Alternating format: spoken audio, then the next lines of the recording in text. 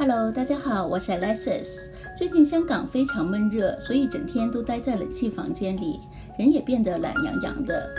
今天视频我想分享一款健康的茶水给大家，那就是冬瓜薏米水。这款健康茶水做法非常简单，特别适合煮来夏天当茶水喝，为我们的身体消暑祛湿。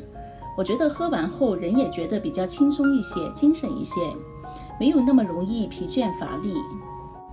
我介绍一下材料，这里有冬瓜1斤半，马蹄大约1斤，生熟薏米1小包，冰糖随意放多少都可以，但如果你想健康一些，不放也可以。像我这次煮这个冬瓜薏米水就不打算放了，因为想健康一些，不想喝太甜的，就把它当茶水来喝。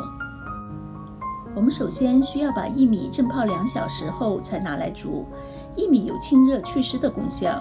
我们广东人煮一些祛湿汤，经常都会放一些薏米进去煮。我们现在把马蹄的皮去掉，然后把它1开4，像这样子。冬瓜也切成像这样子的小粒粒。我们先把水煮滚，然后把薏米倒进去，接着是马蹄粒，还有冬瓜粒。我们先把材料煮滚，然后再转小火煮40分钟就可以了。